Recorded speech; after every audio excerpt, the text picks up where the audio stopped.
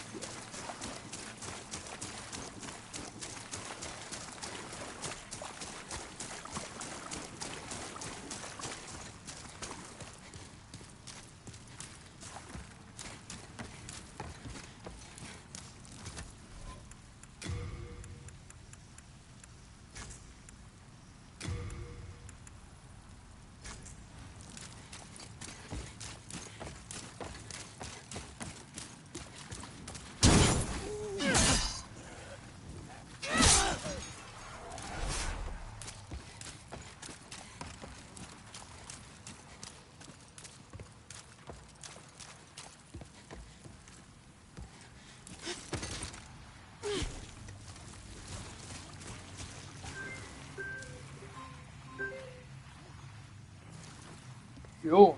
Du kannst das jetzt anmachen. Ja, okay, komm, Party, Digga. Ja.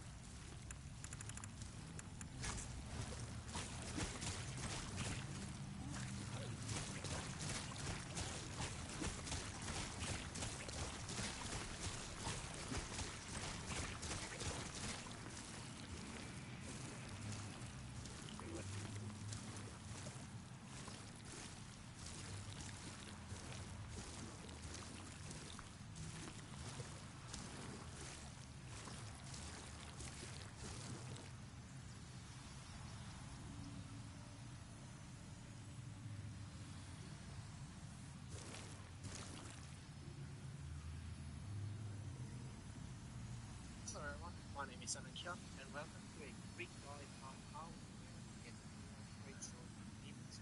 So first of all, travel the world twice and get to the wild. Second area where the great swamp is. There, play through the level straightforward normally until you encounter these snail type enemies. If you turn to your left, you can see an item.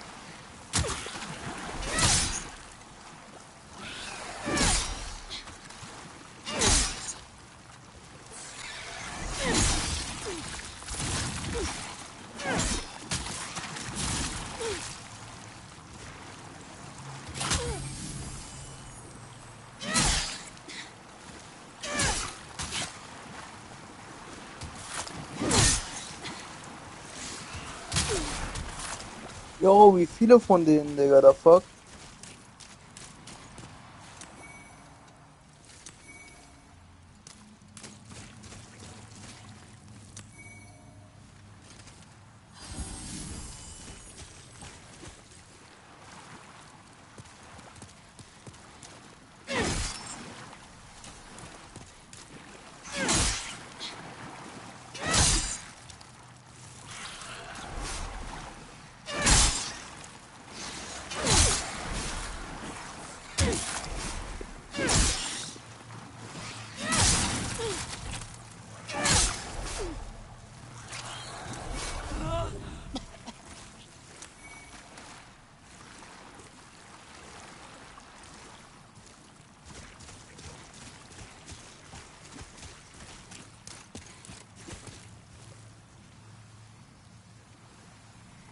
Well, yeah, that's not important.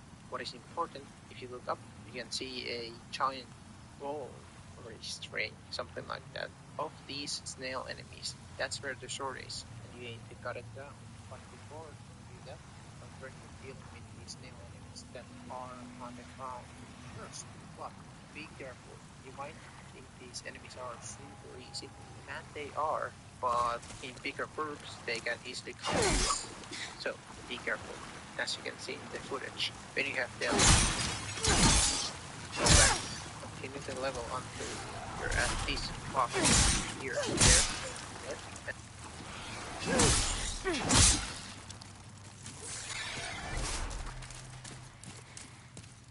and kill. Be careful. As you can see in the footage, when you have dealt with all the snails on the ground, go back and continue the level until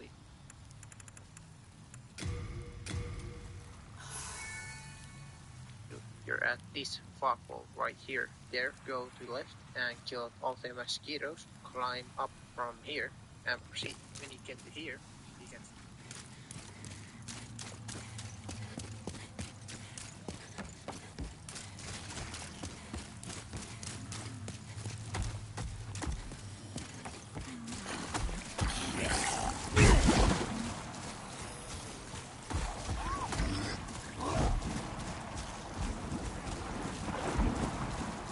Oh mein Gott, lass mich doch einfach in Ruhe!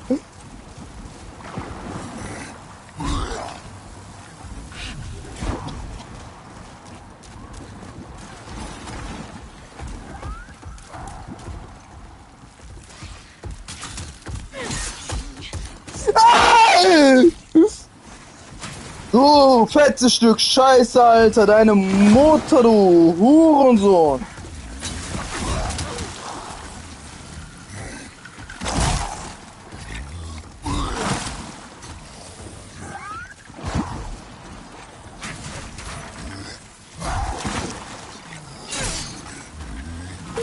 Junge, was zum Fick?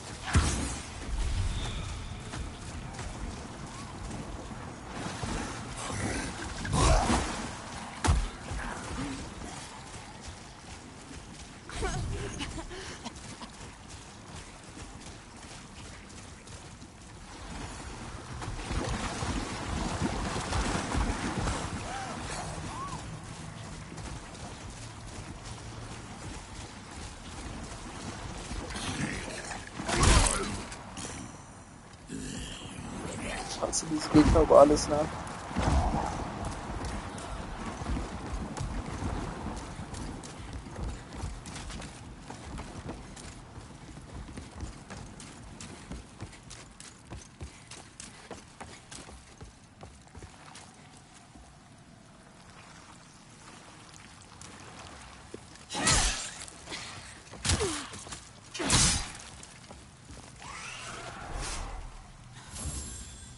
When you cut the giant snail ball down along with the sword, go back down there by using this shortcut on your left. When you're down, just kill the first snail and sword.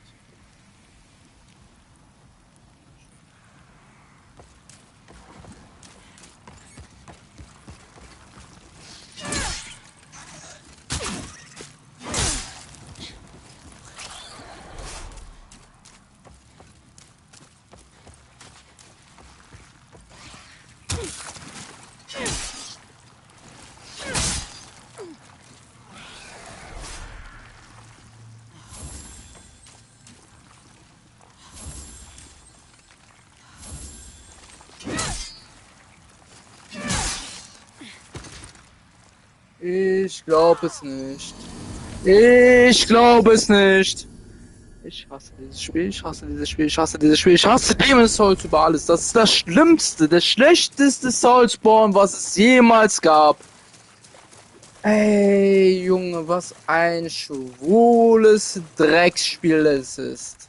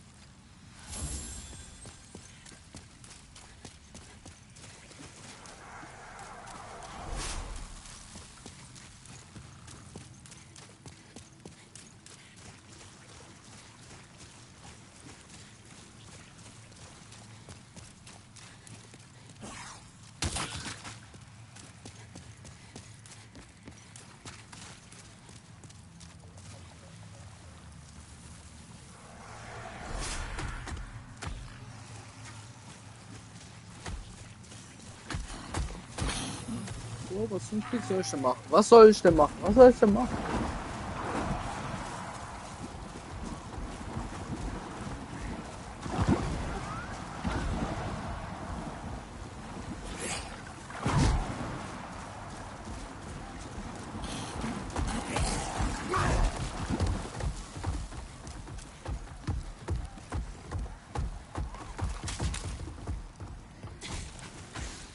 Du bist so ein schwules Stück Scheiß, du Scheiß Digga.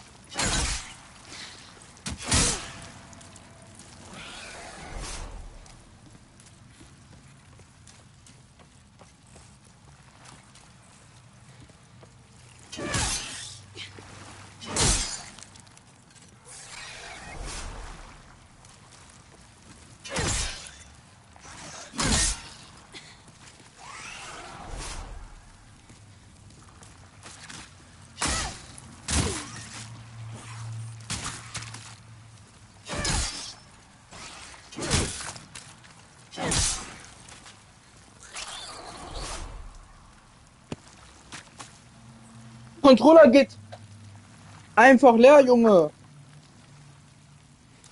Was zur Hölle?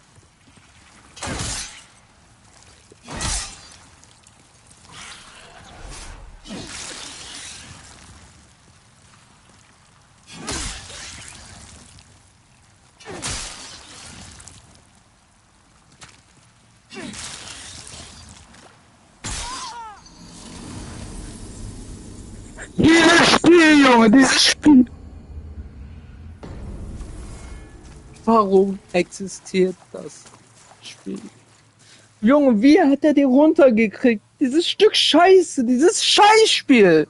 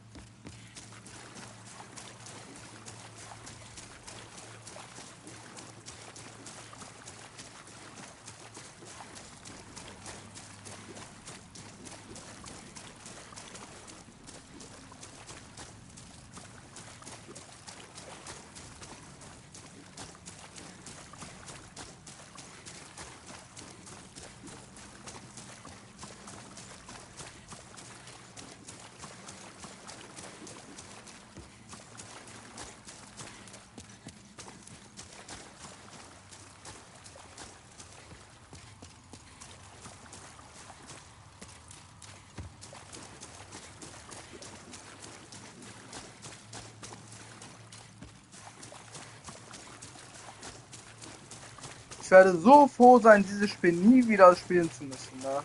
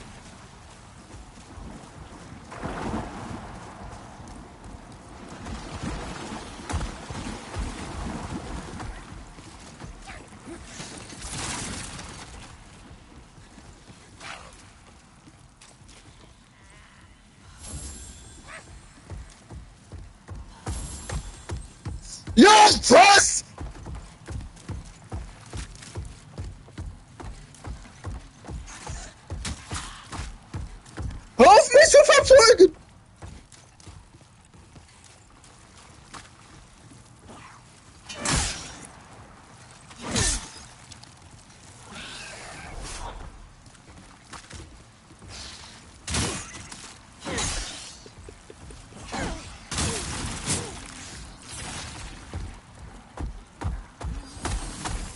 Allahu Akbar!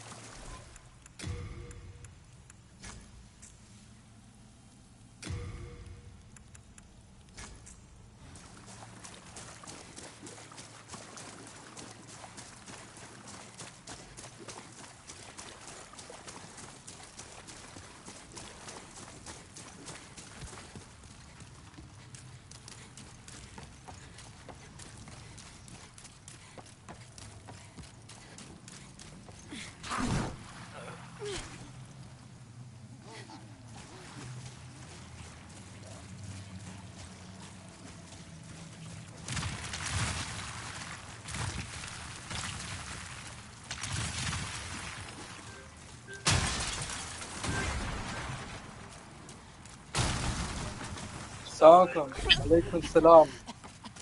Kommst du Gym? Oder ich war schon heute Morgen. Willst du schon mal willkommen? Nee, ich denke ja nicht. Ja, okay. Alaikum salam.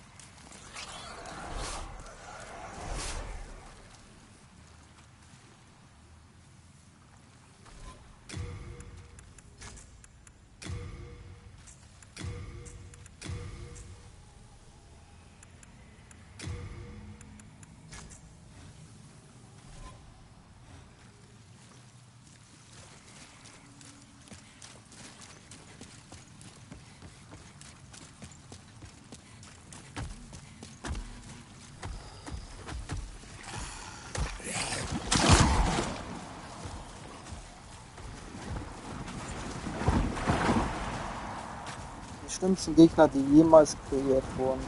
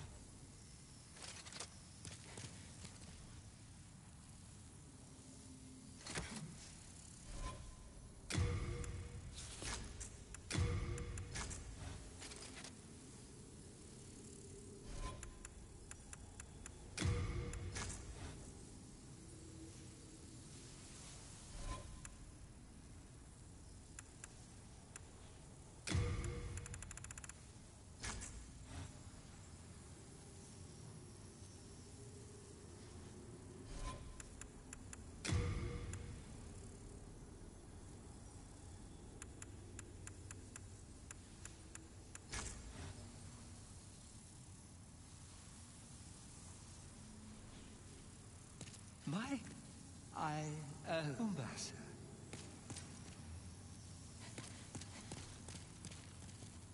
Oh, is that you? You have further offerings? From where does that howl come? That is no demon.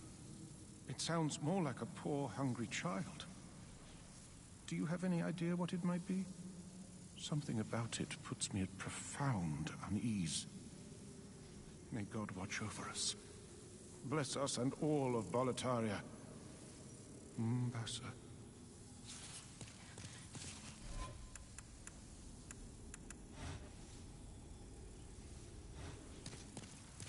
With His Holiness Saint Urbain back, the magicians will have to watch themselves. Thanks to his holy miracles, you brave battlers of demons will no longer be solely dependent on. Isn't it wonderful? For he has allowed me into the presence of Saint. I shall serve him, and thus express my faith in God. Mbasa.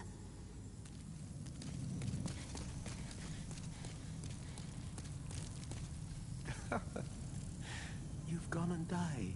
Have you? If you die here in Boletaria... Well, that's what I think I just lost. Have you met the... Those fools revived the old one on a... And it's all a trap.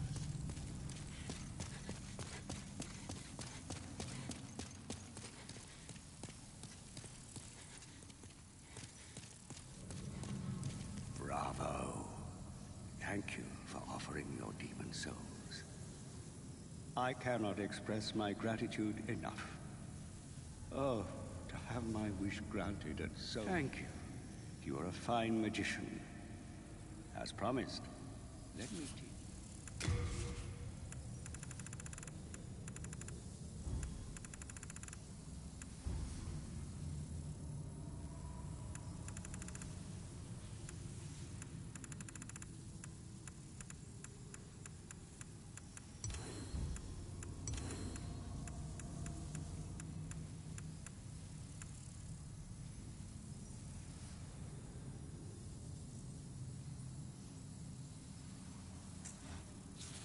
Bring me more demon souls when you can. I patiently await you, my fine magician friend.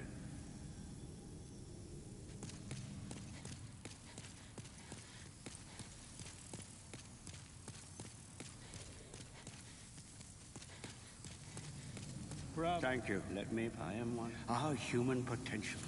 Why, you have defeated all the demons, have you not? This ghastly howl. The Monumental has spoken of it before. There is a question I have long had in my mind. It is whether we are right to banish the Old One. But I now have the answer. And it is a resounding no. Listen closely. The Old One must not be cut off from us. If the Candle Maiden tries to entrap it, kill her. Then, absorb the souls of the Old One for yourself. The Old One is an unfathomable vessel. It contains all the souls collected by all demons. You will gain the power of a king, and I will gain knowledge from beyond. And that, my dear friend, is the righteous path. You must not allow trifling matters to dissuade you. The demon soul is ripe for the taking. If truth be told, that woman has been tainted by demons herself. She would thank you in her death for relieving her agony.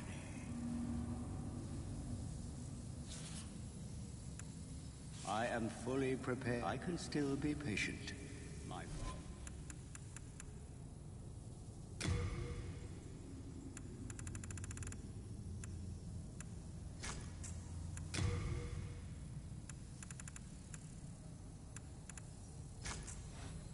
I thank you, as promised.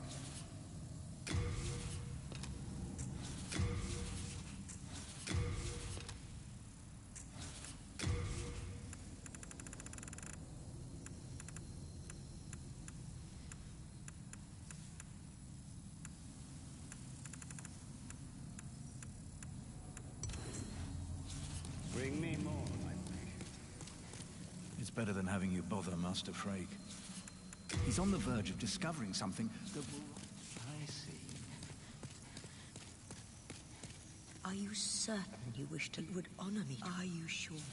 But I am afraid that Frake, too, has been... I owe my... If you are...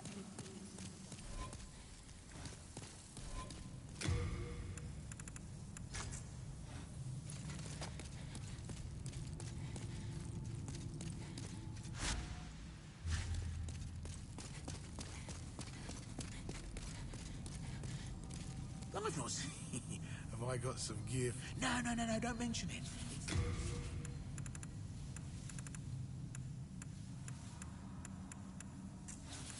Have you ever visited? The bog there is filled with the corpses of honorable knights, too foolish to stay out of harm. Well, you may have heard of some of them. Vito the Moonlight Knight, Rizaya of Isterel, many more. I reckon they left behind some fine armor and weapons. Why not have a look and see what you can find? I reckon they left behind some fine armor and weapons. Fine.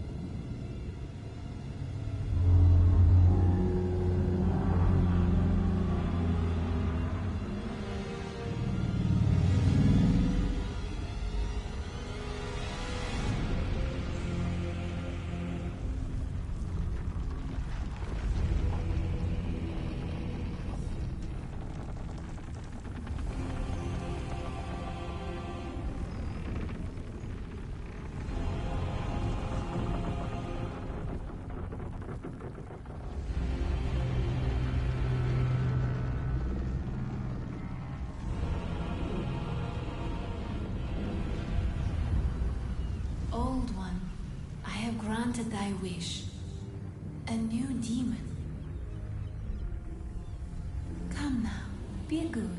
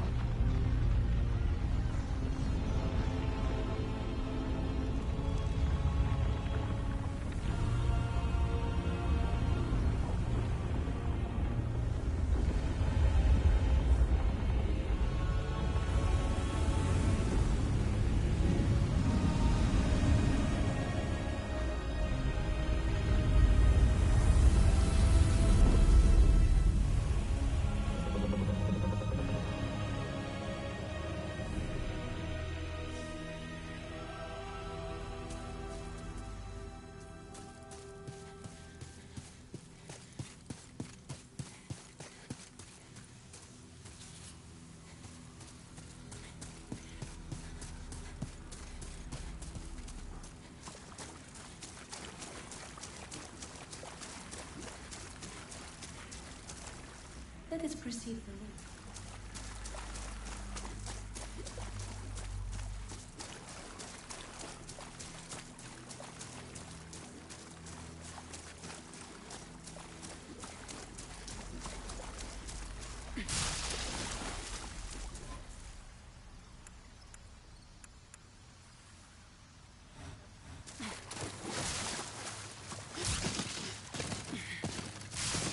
You have been chosen by the Old One. Will you seek the everlasting demon souls, or has the monumental blinded you? Whatever your choice, you are our first visitor. Surely you have seen for yourself the pain and suffering that fills this world. But God is merciful, and so created the Old One, a poison to the poison. The Old One will feed upon our souls and put an end to this tragedy.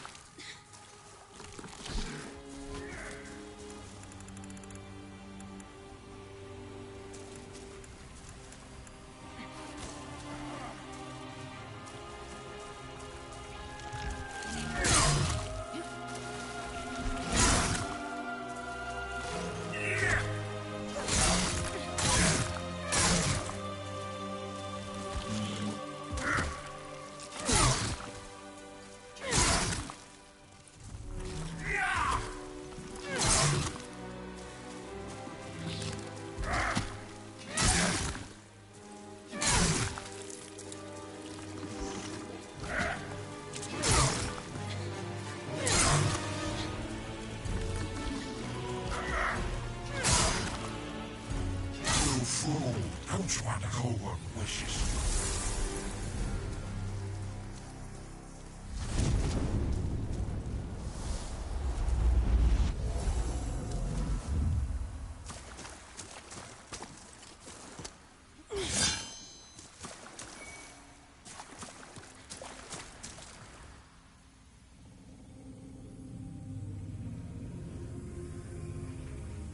Thy work is done. Slayer of demons, go back above.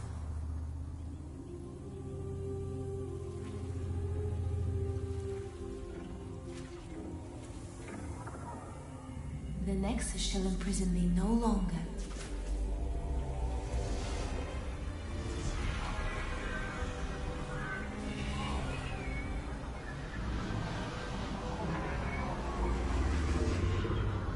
I shall lull the Old One back to slumber.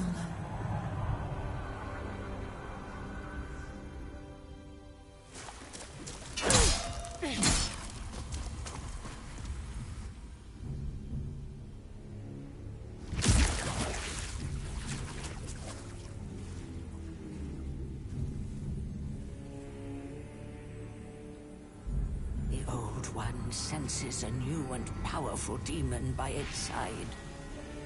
And before long, the world will be engulfed by the deep fog. Bring more souls.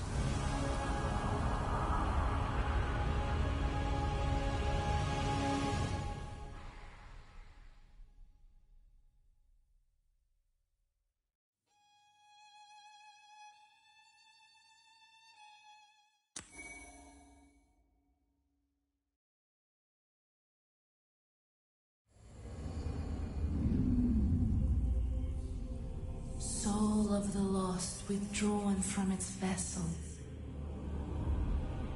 Let strength be granted so the world might be mended.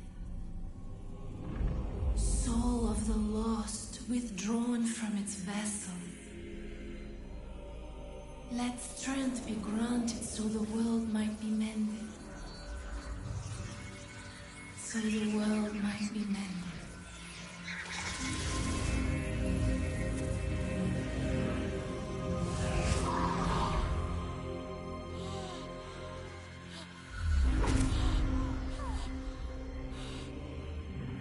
This is the Nexus.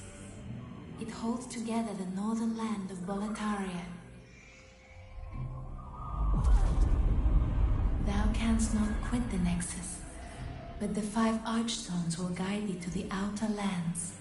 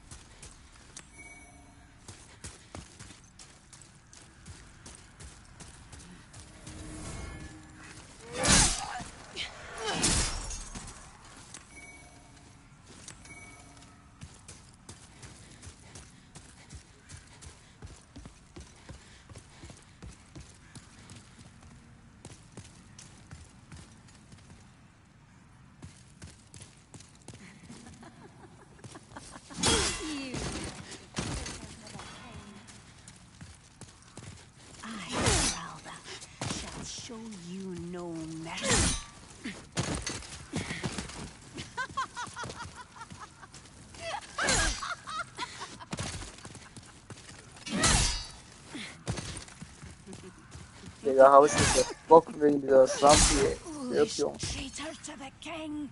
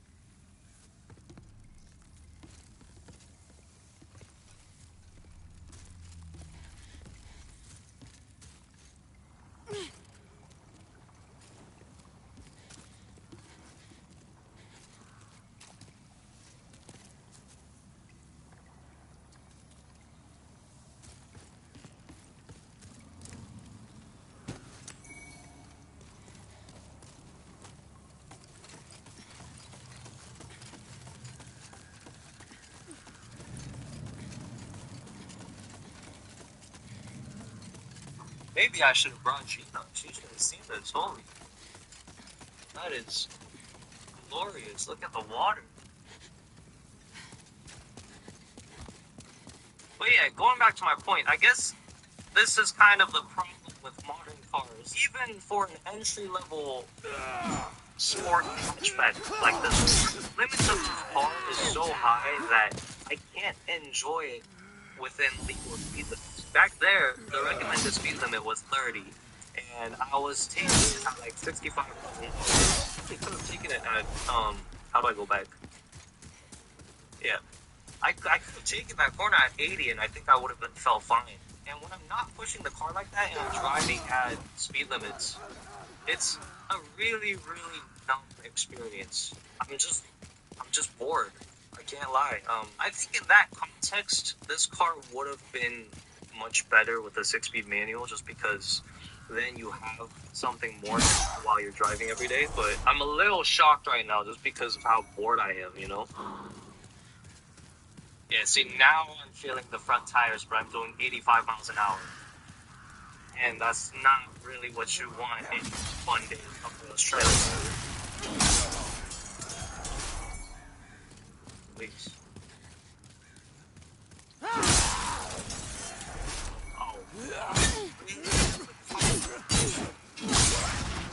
Hey, watch out, there's a cop in front of you, my friend. I'll trail you, though. Oh, I see you saw the cop too, huh? Oh, that thing's cool. Look at this Coleman too. Wow. Oh, why is he pulling over like that? What? Right there? Oh my god. Yeah, I think this car would do a lot better on some back roads with tight curves. You know, like it just feels a lot more fun taking the turns. I think I could drive this car every day. Just because of how boring it is. Yeah, that feels good. That feels really good. That's what you have to be doing. That's what this car is. If I was betting my money again, I would bet my money that this thing is quicker on corners than my car. For sure. 100%. Suspension feels more sophisticated in that sense. Probably because of the differential. It might not even have a limited slip. I could be lying, but I think it has the differential, so it feels really dialed in the corners. But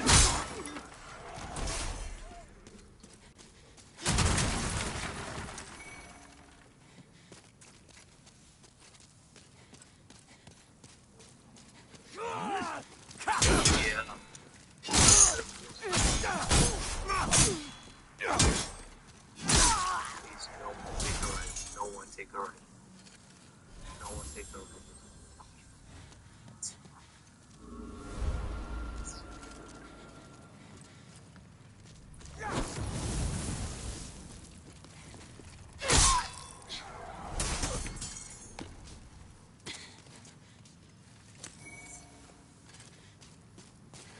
80 miles an hour. Oh, this is stupid.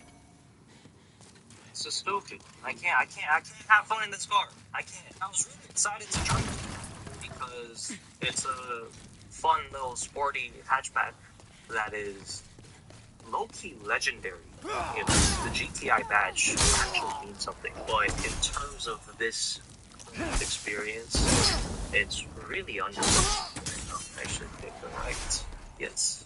Let's try this.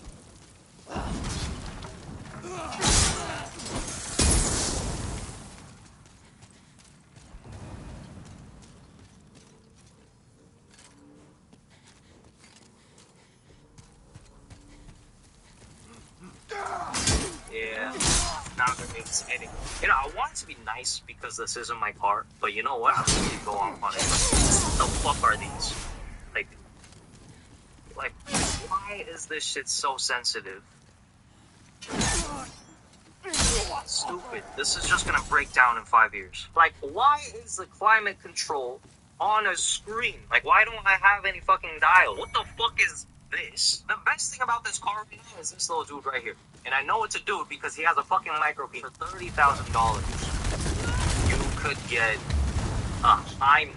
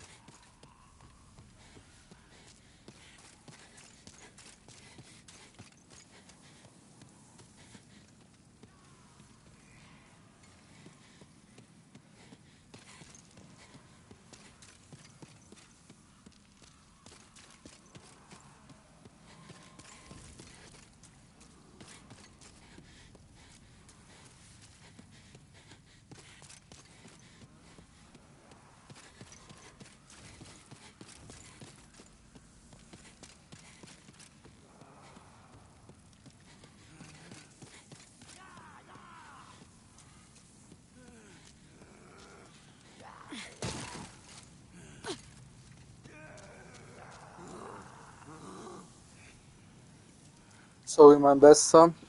Aber ich will das Spiel nicht noch ein viertes Mal durchspielen. What on earth are you doing?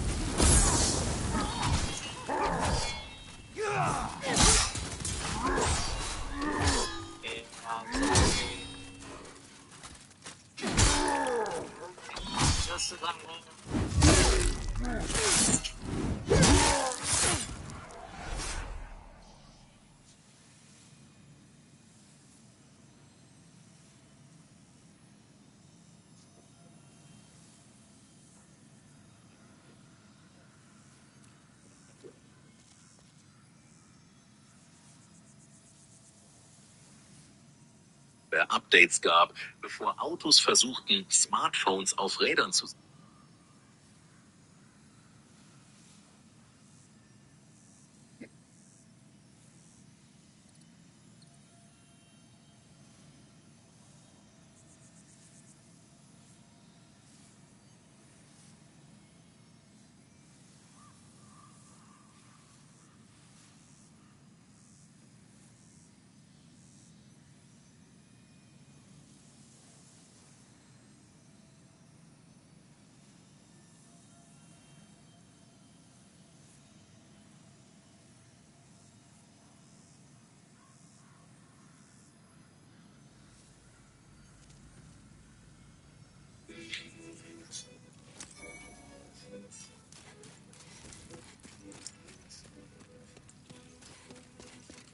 Not too long ago, after realizing that I remembered not a goddamn thing about Bleach, I decided to rewatch it, and it was a really great experience. I was able to relive some great anime moments, remember all the things that from an angle that I just couldn't gave me appreciation for Bleach greater than what I already had, and was kind of just fun to do. So that fun and insight pretty much led me on a small binge of anime from my childhood and early adolescence. And a lot of shows were wasted on my child brain. It's pretty tough to notice how political Kenshin is when you're just trying to master the Futai no Kiwami. I mean, who even knows what our revolution is? And for Trigun, I finally understand everything down on that spaceship.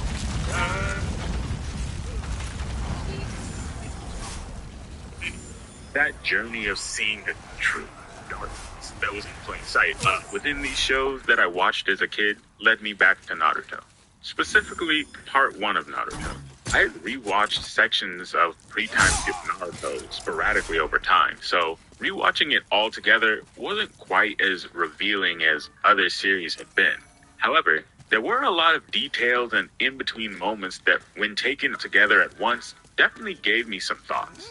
Enough for a whole lot of videos. Now, will I make even a fraction of them?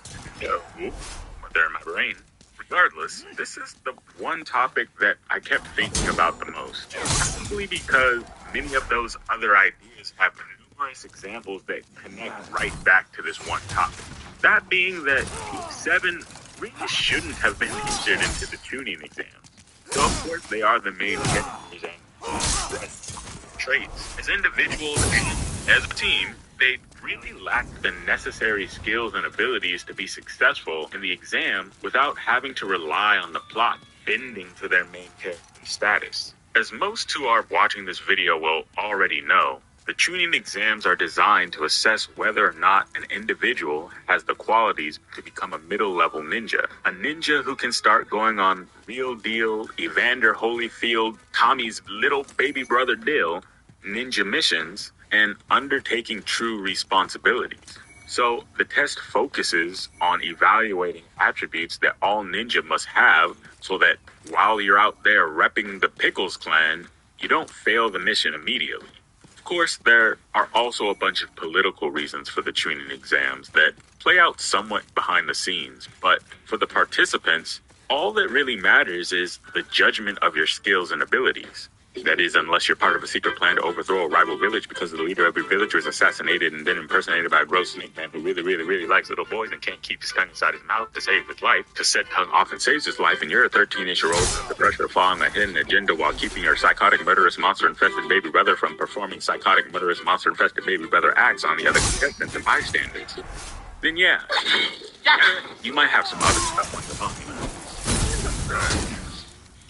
Cut this up, but it's not something you.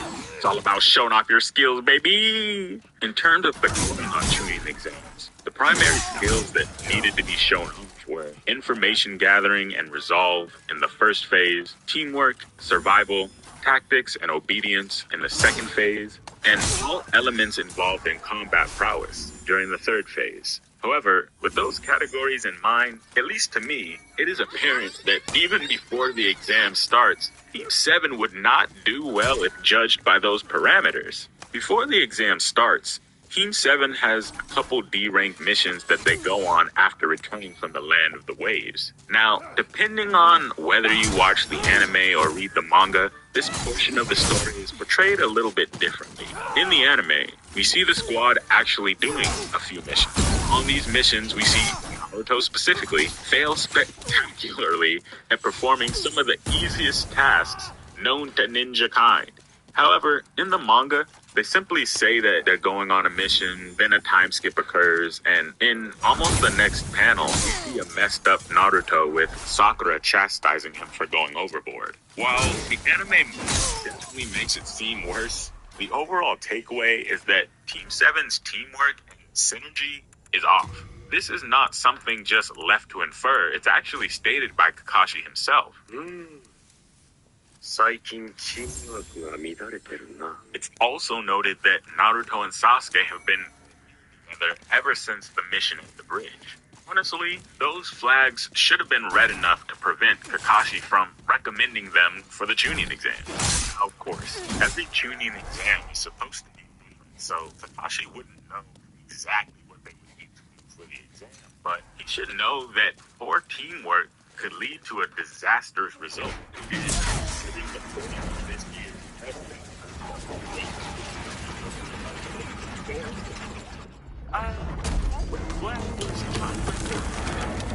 How much emphasis Kakashi placed on teamwork back during the Bell test, the more irresponsible it is for him not only to nominate his team, but to so callously and disrespectfully dismiss both Iruka and Guy's concerns. That the students aren't ready and they could easily be destroyed by entering the exam. To be honest, he wasn't really that far off. However, here's where we see another instance of different in the anime. Iruka creates a couple of scenarios designed to prepare these. However, this just doesn't happen. Whether you believe these tests to be non-canon filler or not is up to you, but I think these short tests make sense. Up until that point, Team 7 hasn't really shown much in the way of competence. You have Naruto, who is very hit or miss and struggles with anything that isn't competence. Sakura, who has literally done nothing at this point, has no special combat abilities and whose intelligence hasn't really shown to be usable in real situations. And Sasuke is obviously very skilled, but is saddled with having to deal with the previously mentioned Naruto and Sakura. Naruto is way too concerned with showing up Sasuke and proving himself, along with Sakura, who will let her feelings for Sasuke get in the way of her opinion and everything. They have a recipe for terrible teamwork, and overall poor performance in the test that can be life or death. So Iruka at least giving them kind of gives them at least one extra thing going into the exam.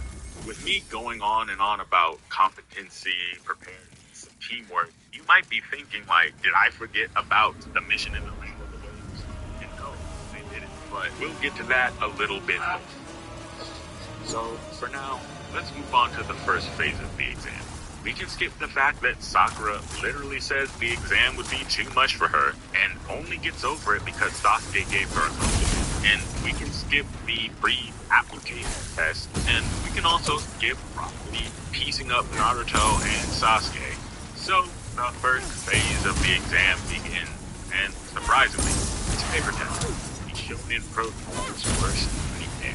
The test is designed in a way that forces the vast majority of the test takers to cheat in order to find the answers to the question. A point system is then put in place to allow for cheating to take place, so long as you don't get caught too often. It's a pretty neat test that first makes you think about the nature of your situation, gather resolve, and then carry out ninja tactics. And Naruto and Sakura both failed this test. Now, Naruto failing is probably pretty obvious. He He didn't answer a single question. He didn't ascertain the true purpose of the test, and thus his ability to gather information was never tested. And even if he was able to figure out that he actually was supposed to cheat, I don't know if he really would have had the right skills to do so. Of course, he would never count Naruto out with his creativity in using shadow clones, but getting them set up in this scenario without getting caught seems somewhat unlikely. Sakura, however, basically failed just as bad in my opinion. If the point of the test was to realize that you need to gather information and then do so, well, Sakura didn't do that. Sakura, being the book-smart one who is able to just answer the extremely difficult questions without resorting to cheating, which is good, but overall means absolutely nothing. From what examples they give us of these questions, none of them seem to have any real practical application, and therefore don't really help in actually being a ninja. Like, imagine that you are trying out for the basketball team, and the coach says the first test is a written one. And on that test, there are questions like, if the humidity in the gym is 5%, stands are full, the doors are open, so there's a 2 mile per hour wind in the gym. If the ball is underinflated by 2%, what angle would you need to shoot the ball to make it from the corner? Like, yeah, if you can answer that question, that's amazing, but not actually going to help you make that shot in the game. The people who are going to make that shot in the game aren't doing these calculations. So, while, yeah, it is impressive that Sakura can answer these super difficult questions, you have to ask what ninja skills she's displaying. And what's worse is that her ability to answer these questions prevents her from knowing the true nature of the test, which, much like Naruto, prevented her from having her ability to gather information tested. And also, like Naruto, you have to ask, even if she did know, would she have the skills to do anything? I think not! And this is already bad. It's worse once the special 10th question is introduced. On the test, it's stated that the 10th and final question will be announced later in the exam. When the time comes, the remaining test takers are told that the final question is optional. If you choose to answer the question and you get it incorrect, you and your whole team will fail and never be allowed to take the cheating exams again. However, you can also choose not to take the final question, but you and your team will fail. The caveat being that you can always take the exam the next time. Monumental awaits This the above. is a psychological test designed to test their ability to take on dangerous situations.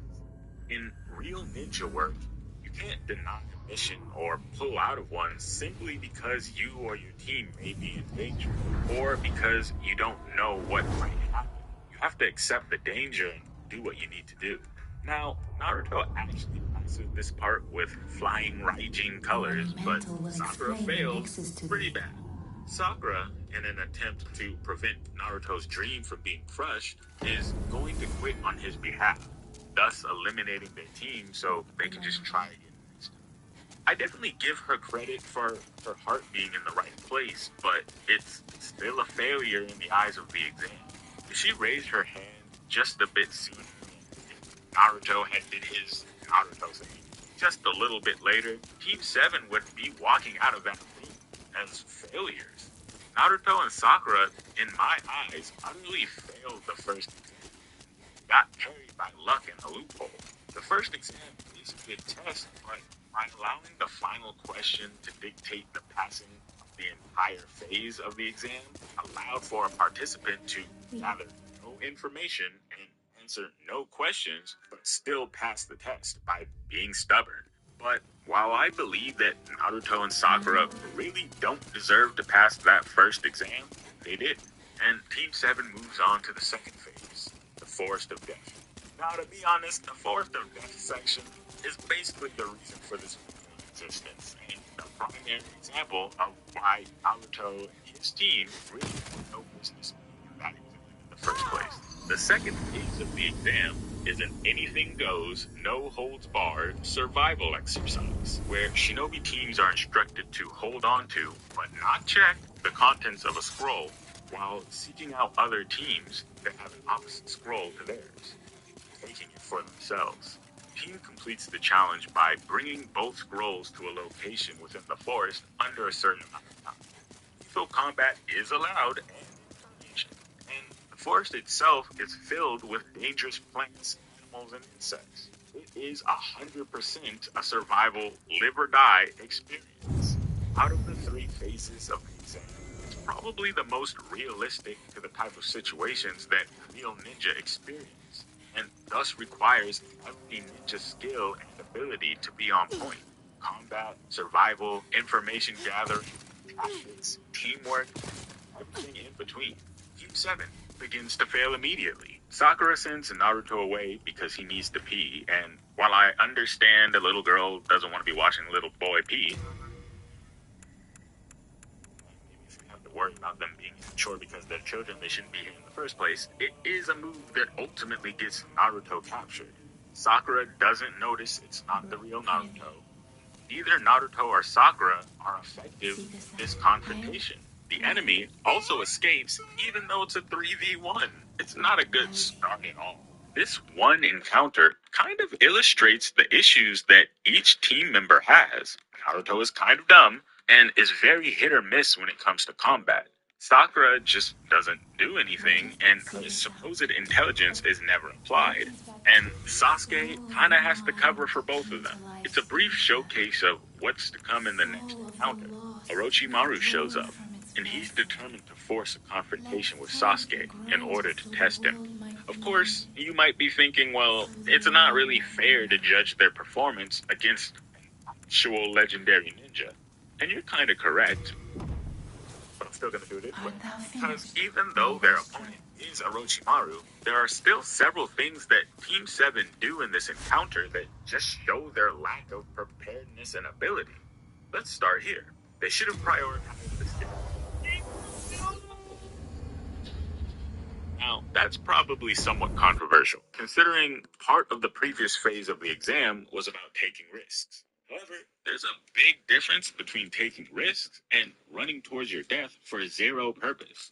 Sasuke was right, in my opinion, when he said they aren't in the same league as this guy and began to focus on escape. However, the problem, once again, was Naruto.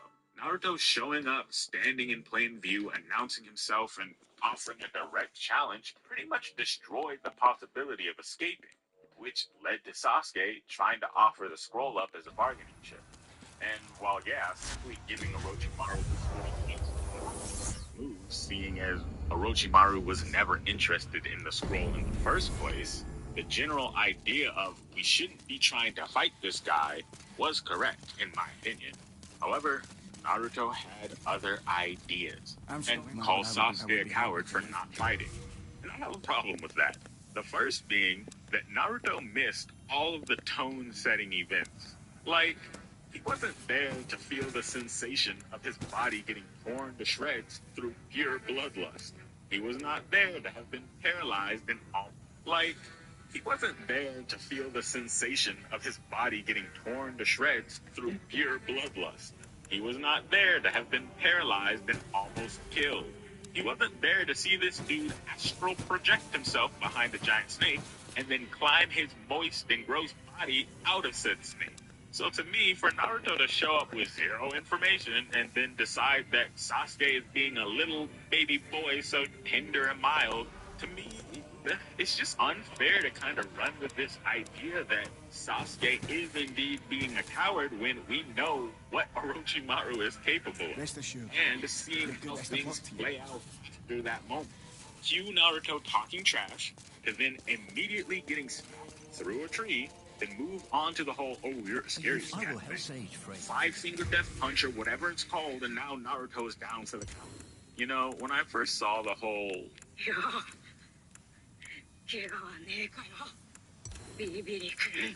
when I was a child, I was like, ooh, kill him, ooh.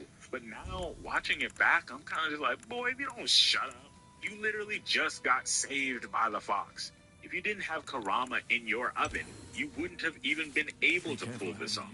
So you don't get to brag and claim some sort of superiority or get your lick back when you're being carried by your out-of-control tailed beast.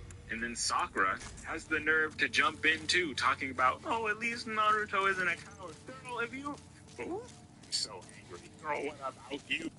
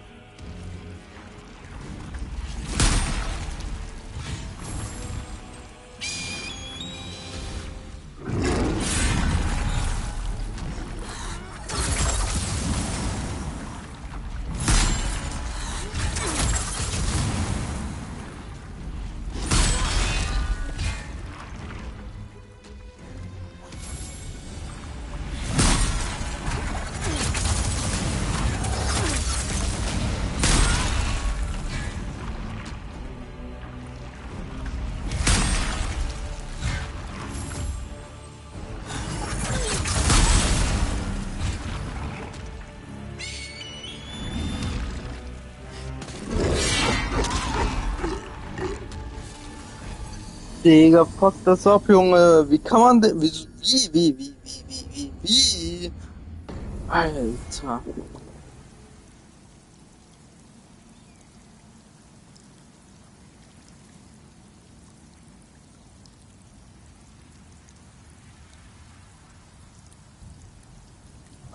I didn't actually find this particular cheese. It comes to us from a fella named Berto, please.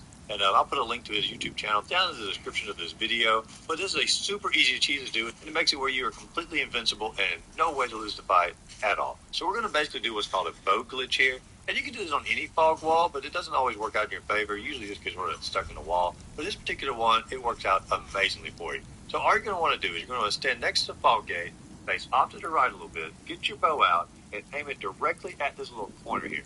Once you're at that corner, you're at the perfect angle to walk through the fog gate. But you don't want to just simply walk through the fog gate, because that'll just trigger it like always. What you want to do is you want to press X to go through the fog gate, and immediately press L1, and then start walking in the direction of your corner that you're pointing at. And this allows you to walk while you have the L1 held down in the first person bow view, and you can actually control your character and what direction you're going through a fog gate. It's just a really weird glitch that you can do in the game. I'm surprised they haven't fixed it or patched it out of the game yet. But all you have to do is walk in that direction, first person mode, you'll walk through the wall, and you'll actually be on the top level here of the Adjudicator boss fight.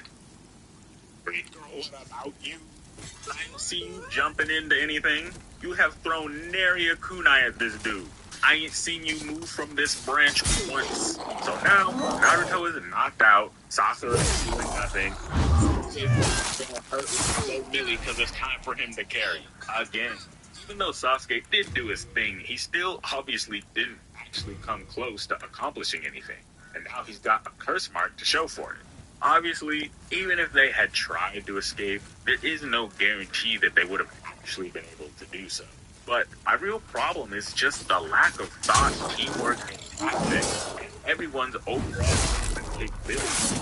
But this should be surprising because this unpreparedness, lack of cohesion, and inability to plan or strategize is what they've been showing us from the jump all the way back to the Belgians. And even in the land of the waves, they survived that mission due to luck and circumstances.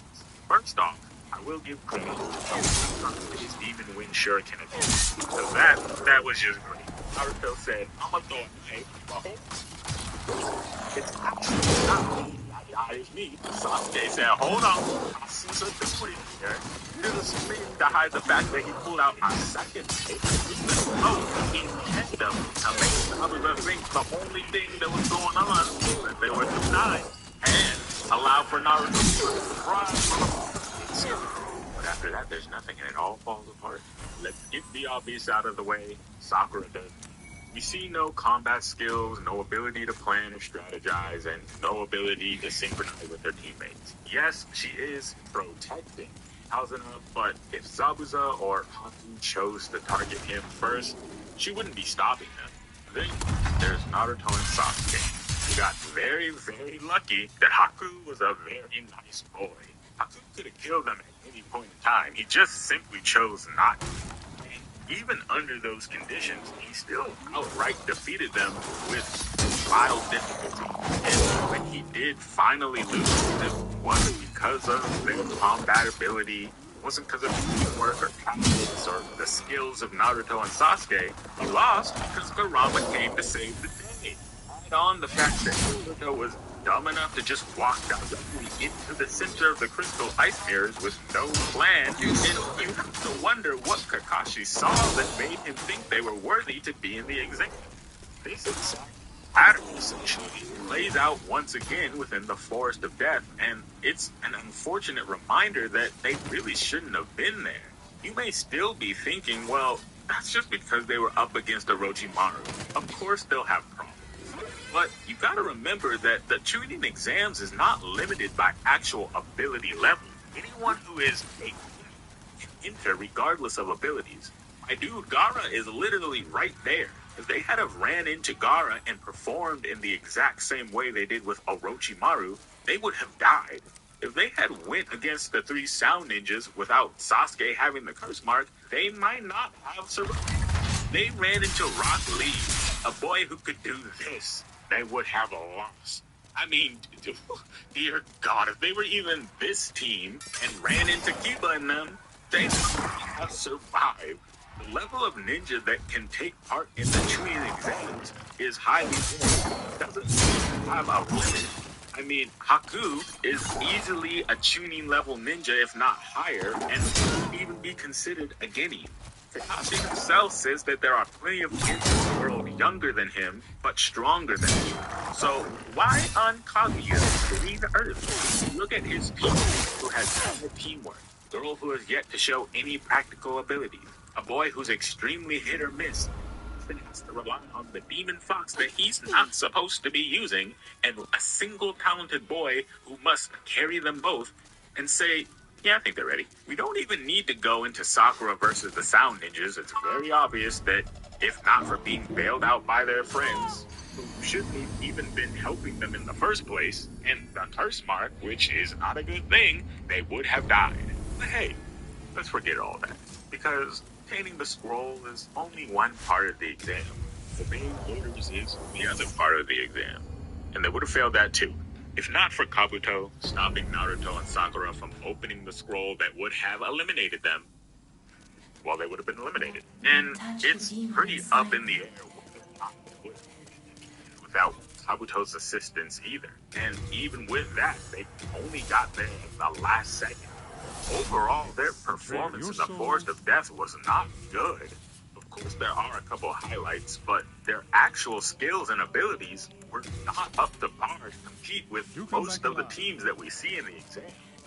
The seeds of that lackluster performance had already be prior to the start of the Chunin exams. They were lucky. As for the preliminaries to the 3rd phase of the exam, well, they aren't done. This is until the actual final fairness, like we said, Naruto had to fight Neji, the Yuka prodigy, and he set up to fail by his own sensei nonetheless. Kakashi leaves Naruto to train with Neji. She says, why would you do this? Kakashi's explanation for this being that Neji is better at teaching basics and Naruto needs to learn the basics. But all that he ended up teaching him was walking on water. Really, nigga? You telling me you couldn't do that, Kakashi? Why are you in charge in the first place? Now, to be fair, we didn't see what else Emisu had in store for Naruto's training because he was immediately replaced. The remaining training was along those lines. You're telling me Kakashi couldn't have done it? It seems like he just wanted to play favorites with Sasuke. Sasuke's situation of having to fight gods as well as dealing with the curse mark is definitely a situation that needs to be taken seriously. But having the nine-tailed fox that is emptying out its chakra and having to fight the also not a serious situation. They even acknowledges that the fox is a massive issue in Naruto's development before dumping him off on Ebisu. Not to mention the fact that Naruto just has the Five Guys seal placed on him. Like, seriously, if Jiraiya had shown up in the village, what happened to him? He would have had to fight Neji while still having the elements sealed. He will for the final job, which means he would have lost. Not to mention, he wouldn't have learned the summoning technique. All these things being very important to the coming events. And let's be honest, even if training with Ebisu granted Naruto the perfect use of the fundamentals, that wouldn't have been enough to beat Neji. Jiraiya doesn't even work on the fundamentals really after the whole water walking thing. He basically just hands the keys to two bombs. They're bombs. Naruto. Lucky that Jiraiya was there. It all worked out in the end, but it's also kind of a shame because Naruto and Sasuke training has been good for them. It's been shown that they tend to push each other forward and they could have helped each other to grow, but Kakashi was playing favorites. He even high-key says as much. He kind of just left Naruto by the wayside, and poor Sakura doesn't give anything. Like, I know she's eliminated, but don't do your job. Teach your students something. Sir, you know like 1,000 jutsu, supposedly. The Rasengan, you telling me you could something over to your other students who have shown to consistently be overall less capable than the one you are giving special treatment to? Don't help children. If you look at their performance, what you see is a ninja who lacks any notable practical skills and is fine to let her teammates handle it all. Another ninja who doesn't think any and has a spotty record when it comes to combat. The fundamentals of ninjutsu and is constantly having to rely on the nine-tailed fox, which at this point he should be doing because he has 0 to limited control over it. A single ninja, highly skilled and competent in basically everything. This whole time, that has kind of been staring this whole video's concept in the face. Sasuke. Sasuke was 100% prepared and ready. Sasuke handled basically everything perfectly. He was able to deduce and act on the objectives of the first exam. He was able to come up with great plans and tactics in the second exam.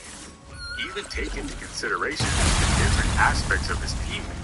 He very clearly fought the best and only really struggled due to Orochimaru's influence. In the prelims to the third exam, he was even able to defeat his opponent even though he had a severe handicap. Then, by the final exam, he was able to gain enough ability to deal more damage to Gaara than anyone ever had. Sasuke honestly had plenty of business being in the Chunin exam. It was really Naruto and Sakura that had no business being there.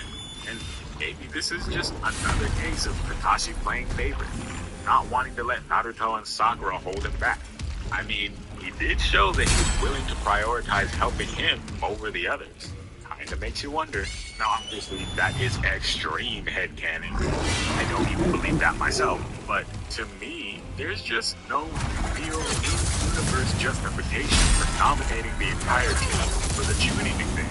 It's very well known what types of challenges will be faced. Like, you tell Naruto that he lacks fundamentals, but put him in a life or death exam. Like, I don't know. the other teams in their generation don't really have the same problem. Yes, they are young and probably two should have waited a year, but they all at least had stuff that 7 didn't. Fantastic teamwork and strong ability to get Shikamaru and them literally have generational teamwork. Add on the fact that Shikamaru is one of, if not the smartest character in the series, along with the powerful mind of the team. You can pretty much bank on them being able to strategize and plan extremely well. Hinata's team kind of flies under the radar because they're more of a recon team, but they also are really good. Shino is broke. Kiba has really good senses and can output some pretty good damage. The combo of Kiba and Shino also gives the team a very strong understanding of nature, which basically aids in survival. Hinata, while not being 1-to-1, is still stronger in combat than most others. As the Byakugan, super strong for a lot of different things. So again, you can pretty much bank on them doing well. The problem with Team 7 is you can really only bank on Sasuke. And that's just not enough. I love the Chunin fans on it. It's one of the best parts of Naruto, and it's super engaging even on a rewatch. It holds some of my favorite moments in Naruto and all of anime. It's also one of the times where we get to see the other ninja in Naruto's generation truly shine. However, it is that fact that everyone else shines so bright that shows just how dull Team 7 really were at that point. And it's what makes me feel like Team 7 just shouldn't have been part of the Chunin examples.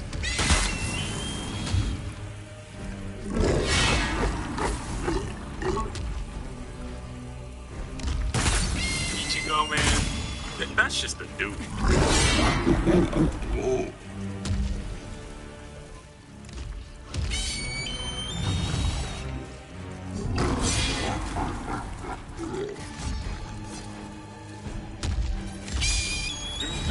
Big 3. Bleach was always my favorite. There was no big or reason why, and even saying it was my favorite may not be exactly accurate. At the time, out of those 3, it was the series that week to week I was the most excited to get back to. I just loved all the characters, the art, and all the different wild encounters that Ichigo and the Gote 13 would have. Of course, all the characters screaming.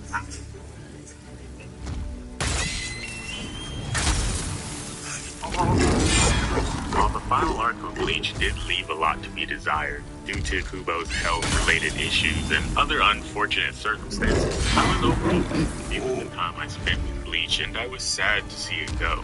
As time went on, I got into other series, and I began to think more in depth about them and began comparing and contrasting different aspects of those various shows and manga. My perspectives and opinions also began to change. My love for Naruto lessened. I finally found a love for One Piece, and I found and fell in love with plenty of other series. But even through all that, I still really loved Bleach. However, after thinking about Bleach more and more, seeing videos from creators like Mr. Tomo, I realized something pretty important about Bleach, and that was that I had no idea what happened in that show, like, at all. Like, what do you mean the Hogyoku was inside the Rukia? When did that happen? Who was that guy? Wait a minute, the Zero Division was mentioned that early? And like, what did Aizen even actually want this whole time? I have no idea. Like, so much of what happened in Bleach, I just... Whether it's because I forgot or I just never absorbed the information, the broad strokes of the scene, but a lot of the details, so big and small, just... So, when the 1,000-Year Blood publication was announced, I took it as a good time to go back through the series from the beginning and actually pay attention this time. And that was honestly a great decision, because as I went back through the series and saw all the depth, subtlety, detail, and actually understood what was going on, my love and appreciation for Bleach just skyrocketed. As I was rewatching the series, there was one strange thing that just really stuck out to me, and I couldn't shake it, and that was just how bad I felt for Ichigo. He is constantly and consistently being put through the ringer, both physically and emotionally. Due to his good nature and desire to help, he's always being dragged into terrible situations that he really has no business being involved with, and his friends are always getting into trouble. Having to bear the burdens of expectations, endure the confusion of the extremely limited knowledge that he possesses of the world he was thrown into, and the circumstances of his own existence. Digga, endlich mal, Alter. Was ein Kackboss, ja. Also jetzt nicht wirklich Kacke, sondern halt, das hier ist halt Kacke, gell? Diese Challenge, Alter. Ah, naja.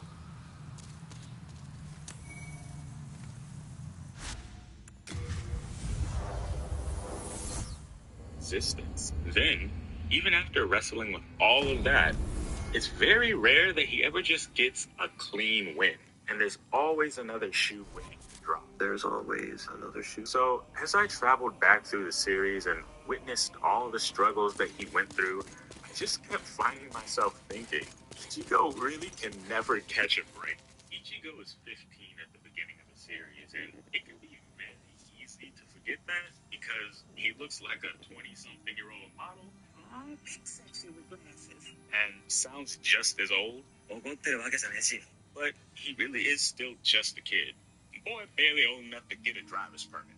And yet, Ichigo was still thrown into a world so ancient and foreign and made to contend with beings both centuries and millennia old, those of whom have the combat and life experience to match. And yet, he's expected to be able to keep up with them both physically and mentally, while having only been a Shinigami for like a month, maybe? Like he's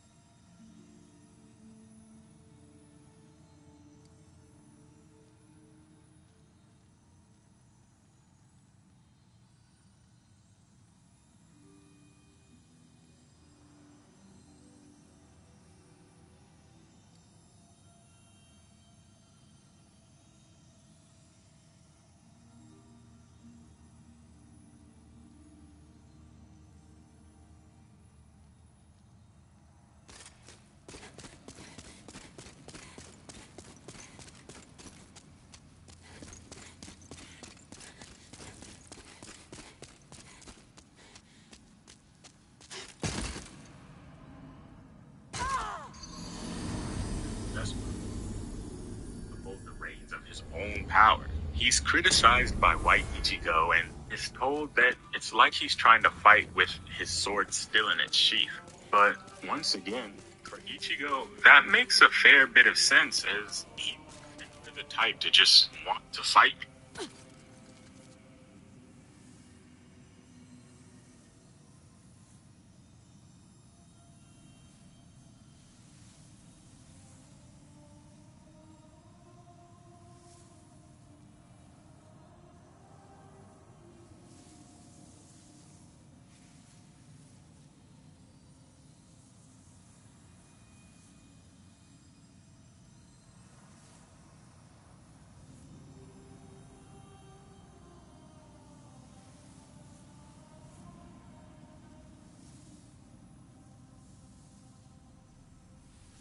People for no reason. And he definitely wasn't out here trying to murder nobody. Yet, he still has to find some type of way to tap into that instinct. But realistically, I don't think he ever really developed that killer instinct, at least not as described by White Ichigo. More than anything, it seems like he just gained a desire and motivation to get stronger and accept and keep the fight. However, even that desire and motivation is not unshakable. During the fight with Aizen, Gin questioned Ichigo, asking him if he had somewhat given up, even going so far as to call him a sweet little baby boy, so tender and mild. That's what he said, believe me, trust me, don't look into it, don't worry about it. Showing genuine disappointment in the fact that Ichigo had, at some level, let the hopelessness of the situation lead him to despair, calling him pathetic. And I'm like, sir, if he don't get off his back, this dude watched all these captains get cut down after getting hit with a genjutsu. His dad, second dad, and a brown woman who's also a cat are getting bodied, and not too long ago, he had a hole blown out of his chest and became an uncontrollable monster. Like, yes, sir, he's struggling. This man is about to take a page out of Sora's book and become a butterfly, and his power level's getting crazy. Like, come on, he's a 15-year-old boy who's just started this gig less than a year ago, and has to fight someone who has vastly surpassed almost every other character we knew up until that point. Maybe with the exception of he's evolved even further. Exactly who wouldn't have a hard time with that?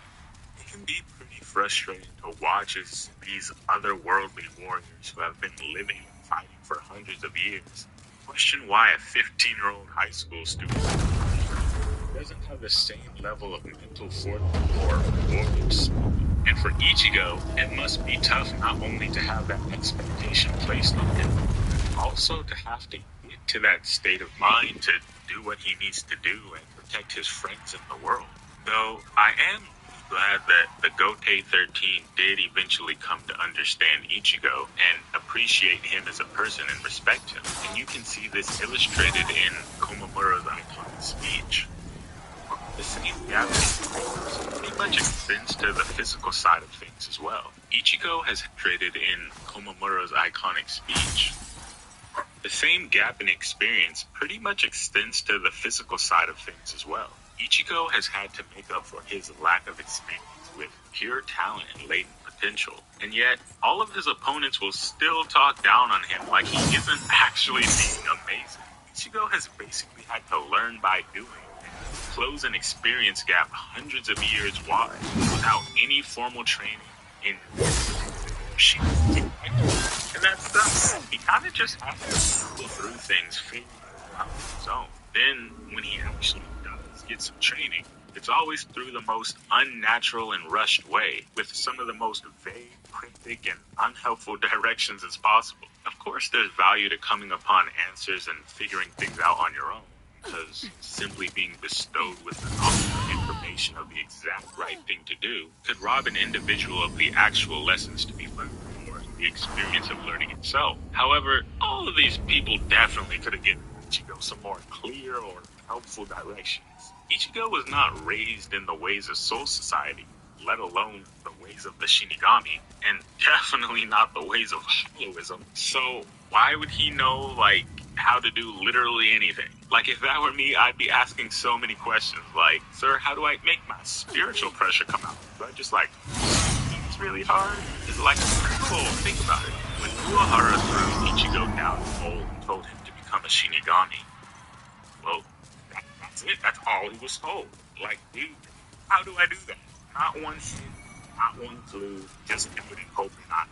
And for 3 days, he was just in a hole, watching a disgusting timer count down his transformation. His eventual death. When he finally gets pulled into his inner world, he has to find which of these boxes contains the right source to his power. This is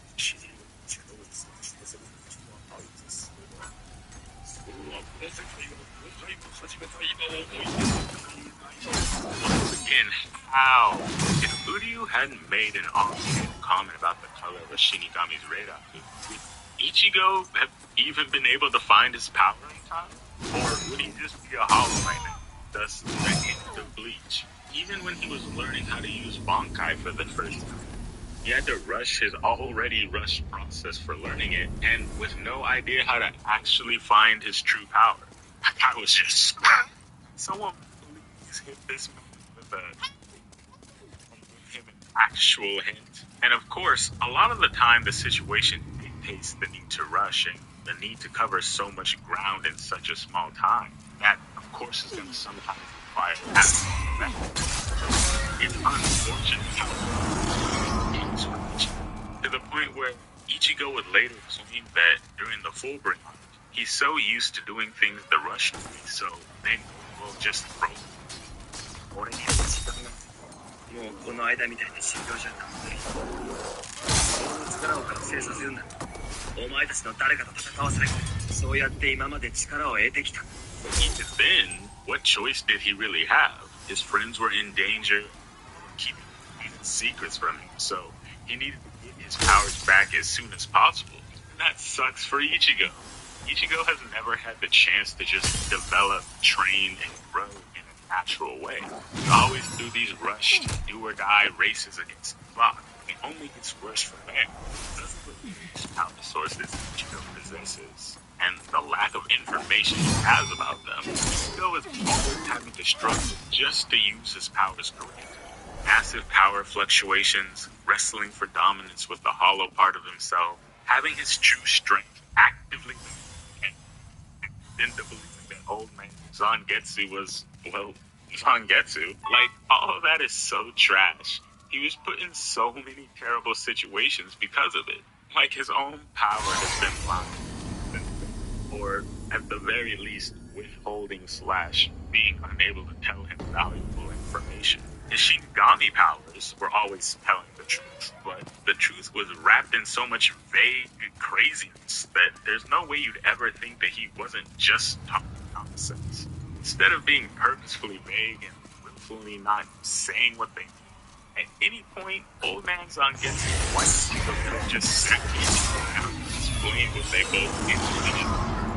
Maybe old man Zangetsu couldn't have done it because of the whole blacked out name thing, but White Ichigo for sure could. It would have made Ichigo's life so much easier, but instead, no, he has to fear the hollow side of him and not use his true power, leading to taking more beatings and more mental anguish. I know old man Zangetsu's whole thing was that he wanted to protect Ichigo from fighting. Also didn't want him to fully awaken as a Shinigami because of his, quinciness. But it's like, sir, I'm already fighting and I'm already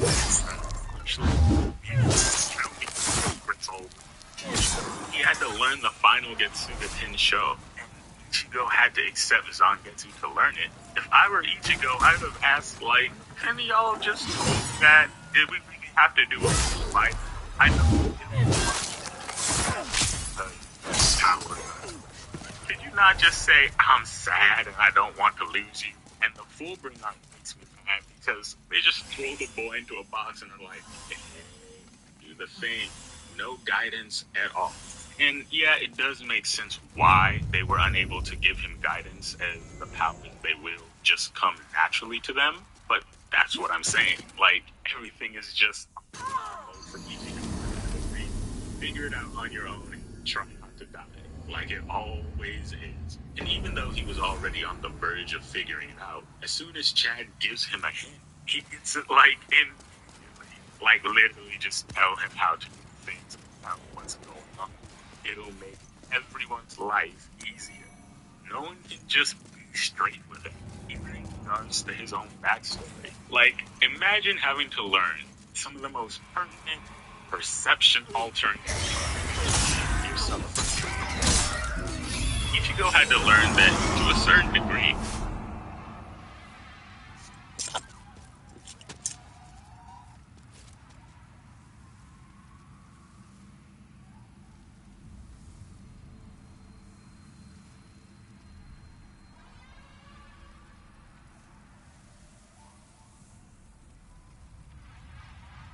his whole life was orchestrated by Aizen, and then he had to learn that he had the blood of the Quincy King coursing through his veins, all during some of the most intense moments of his life. Like really imagine, half of your friends have been beaten to near death, another portion have their powers stolen, actually died. You roll up on the one who did it, and you're like, alright, it's time for me to get some revenge. But he breaks your sword and basically says, alright, bye son, I'll pick you up after school. It's terrible. He let figure things out on his own and just stumble into things about himself. He really was the son born in the dark. Then Ishin finally tells Ichigo his backstory. He learns that the whole foundational understanding of himself and his powers have been wrong since forever. The feeling of betrayal, confusion, and fear his conversation on his he questions whether the person that he thought was a trusted confidant to himself was actually his enemy. Those feelings are palpable through the screen on the page. You feel like someone just pieced together. No, nothing can ever just be simple and clean. Whether it's his own powers keeping secrets or the realization that Aizen pulled a bunch of strings in his life, or his fights themselves, there's always got to be some communication, or it's got to come with a twist. I mean, the guy battled defeated Dikkatli, Kenpachi, learned Bankai in a few days, defeated Byakuya, saved Rukia, only to be reversed in the most unforeseeable theme song halting wave pops by someone he hadn't even met yet. Disrespect unparalleled. Then, during the Arankan, he battled through the ranks, defeats Dorodoni, he defeats Grinja, and finally rescues Inoue. Only to struggle against Noitora, have Inoue snatch him, Fortunately, he defeats Ulquiorra in a way that he can take no pride in and actively serves as a traumatic event for him. Having went berserk, stabbed his friend, and defeated his opponent without his own knowledge, causing the distaste that he had for his hollow side to turn into fear, resulting in his hollow mask and power in general being hindered for the majority of the arc going forward. An event immaculate.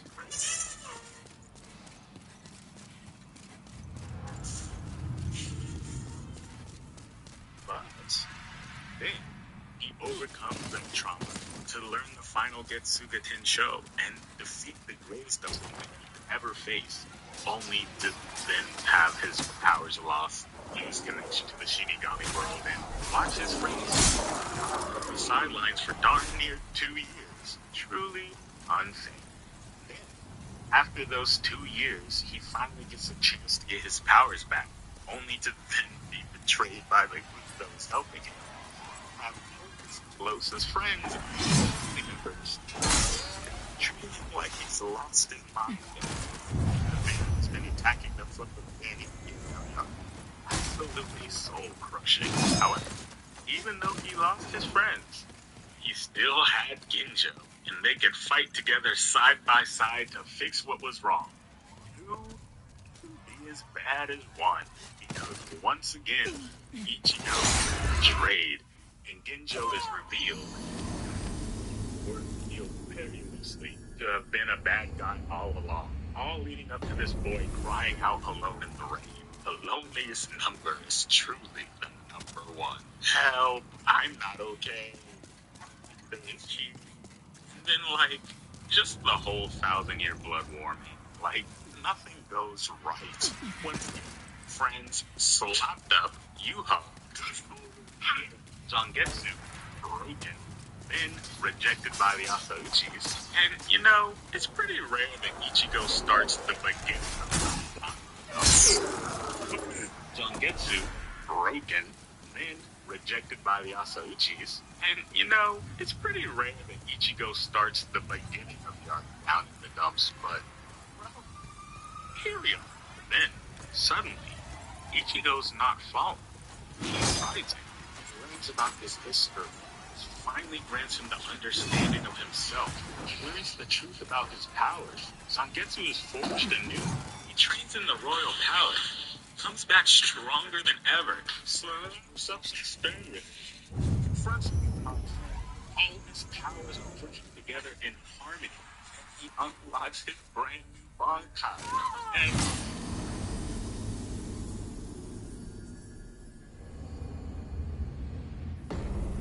So, Spoiler.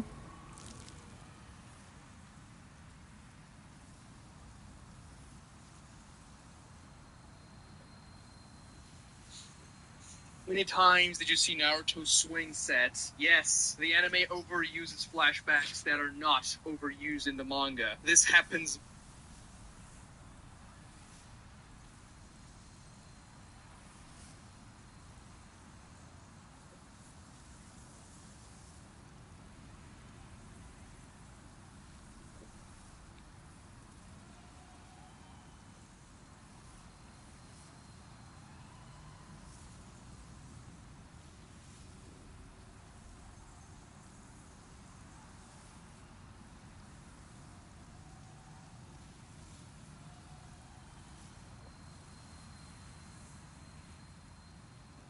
Alright, let me ask you a quick question.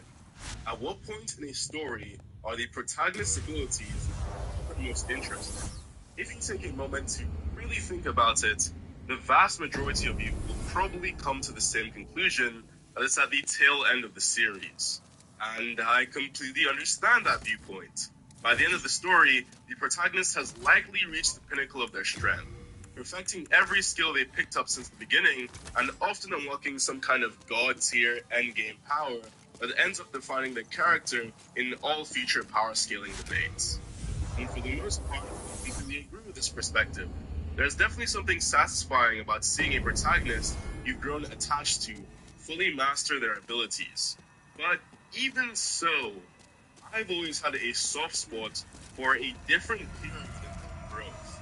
Right around, say, the 30% mark of the story, when they've unlocked their abilities, but they're still rough around the edges, unpolished, learning.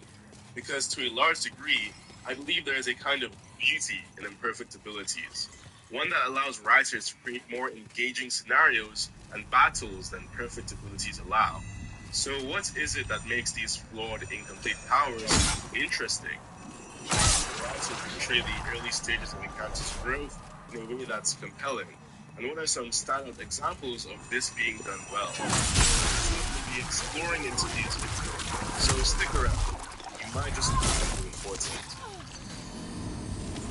Aber na komm, habt ihr das gesehen? Habt ihr das gesehen? Was zur Hölle? One Hit. One Hit.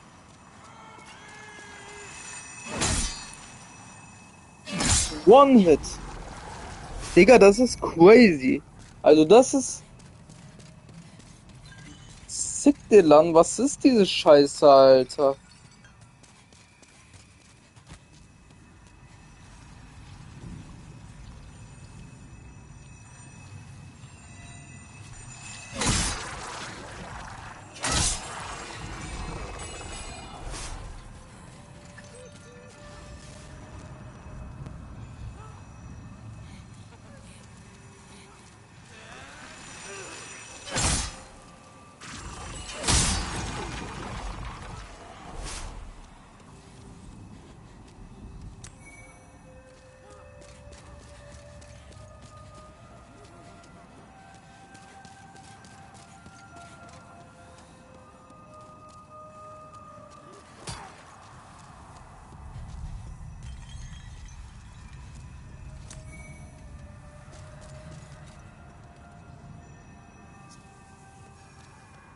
Ach, Digga, ich hasse Prisoner of Hope. Also, ja, ne, das hier ist mein Lieblingslevel, aber so, ja, ne, der Damage ist echt crazy, Alter.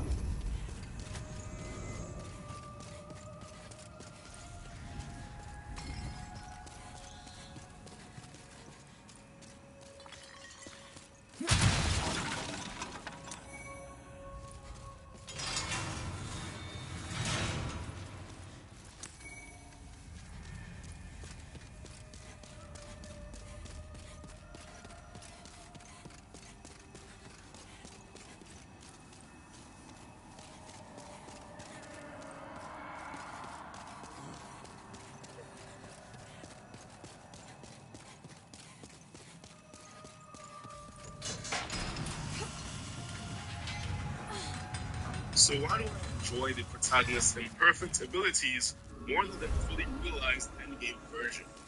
Well, it all comes down to one thing: flaws. When designing an ability, there is a sort of trifecta of flaws that a writer should consider. Each element adds depth, and together, they shape how the ability interacts with the story. The first of these is the weakness, and is actually the least important of the three. Weaknesses are what counter the ability. It's useful to have a few in mind when crafting powers. Some writers go for hard counters, like an ability that becomes completely useless in the light, while others opt for a more indirect weakness, like situational disadvantages. But overall, this is the most superficial link.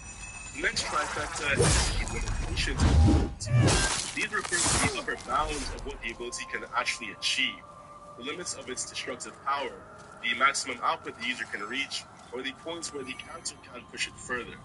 It defines the ceiling of their potential, at least for now. And then there's the drawback, which I believe is the most important and interesting piece of this trifecta. Drawbacks are consequences that directly punish the user for misusing or overusing their powers. Think of a character who burns themselves by pushing their fire abilities too far, or someone who suffers painful recoil by pushing their body beyond its limits. All drawbacks around the power exist and consequence, and that makes them fascinating.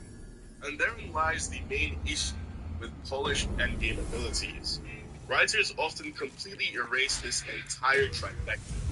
As characters grow stronger, abilities tend to lose their limitations. What once had a strict boundary now feels limitless. Counters become irrelevant because the power is so versatile it can adapt to anything. And worst of all, the drawbacks, the essential elements of tension, are dropped altogether. And why is this a problem? Well, because you lose tension. You lose the sense of risk, of vulnerability, of creative problem solving. Flawed abilities act like puzzles. The protagonist has to think, adapt, and sometimes even suffer to make them work. Be careful. That struggle adds a layer of complexity to the writing, and when it's gone, something vital is lost. And no part of storytelling makes this more obvious than with transformations. Only blah blah blah percent, whatever. Okay, let's make a deal. If this number goes up to 4% by my next video, I will not make one of the subscription breaks for the next 3. Okay? Deal. Back to the video. To be honest, I've never really loved transformations as abilities. Most of the time, instead of offering some unique new power or a creative twist, they usually serve as a glorified stat boost. The character moves faster, the character hits harder, the character tanks more damage, and that's it. Just look at Ichigo's perfected Hollow Mask as one example. It's just a flat boost to his physical abilities. Sure, his attacks are black now, whatever. Whoa, cool. Nothing really interesting going on besides him being stronger. Now compare these so-called complete transformations to the ones we played earlier on in the series. It becomes clear how compelling these early transformations were. One aspect that makes these early transformations so much better is the introduction of the Berserk state, where the character can only tap into their power while enraged or under extreme stress, losing control of themselves while doing so. And I have to say, I absolutely love these. Just take a look at Naruto's version 2 cloak. He can only access his form when emotionally overwhelmed, but the power increase is insane. It's the raw and comes with a consequences. Unlike the perfected chakra cloak, which has almost can only access its form when emotionally overwhelmed, but the power increase is insane. It's destructive, raw, and comes with serious consequences. Unlike the perfected chakra cloak, which has almost no drawbacks, version 2 carries a real sense of urgency. The red cloak is literally formed by its blood quickly, cutting down his lifespan and destroying his cells. So even though we know Naruto gains the power to turn the tide of battle, we're still stressed watching it, wondering how he'll manage the aftermath, cutting down his lifespan and destroying his cells. So even though we know Naruto gains the power to turn the tide of battle, we're still stressed watching it, wondering how he'll manage the aftermath. Or take Ichigo's earlier version of the Hollow Mask. Zangetsu would only step in when Ichigo was desperate, and even then, there was a constant threat of his inner hollow taking control. Every single time Ichigo was forced to use this form, it represented a failure of his ideals, having to borrow strength from the more primal version of himself, introducing an internal and deeper power struggle. These forms are so great because they introduce a second layer of tension. It's no longer just about winning the fight, it's also about managing the transformation itself. The protagonist is walking a tightrope, balancing risk with power and control. The limitation is that they can only access the form under extreme stress. And the drawback is that when they do, no one around them, not even themselves, is truly safe. But if you want an example of an early series transformation without the inner struggle dynamic, look no further than Kaioken. If you were to ask me what my favorite Dragon Ball transformation was, well, I'd have to go with the most iconic choice and say Super Saiyan. But don't get it twisted, Kaioken is right there behind it. Kaioken is a simple yet effective transformation that perfectly balances risk and reward, allowing the users to tap into increasingly higher multiplications of power at the cost of damaging their body. What I especially love about this transformation is how variable and dynamic it is.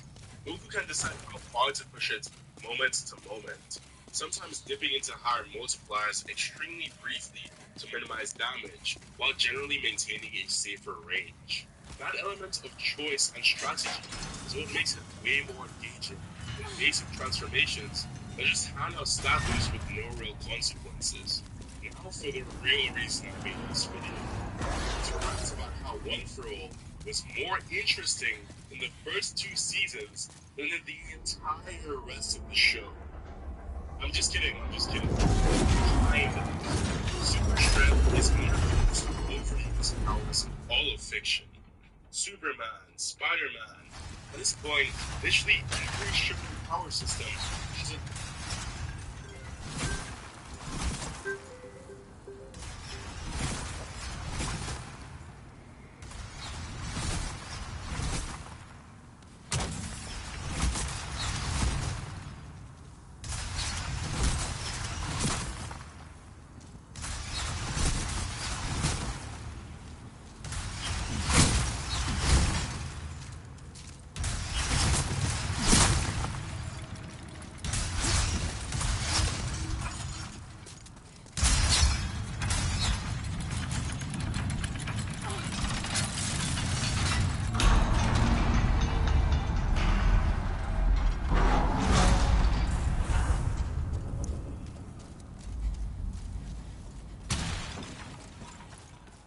So.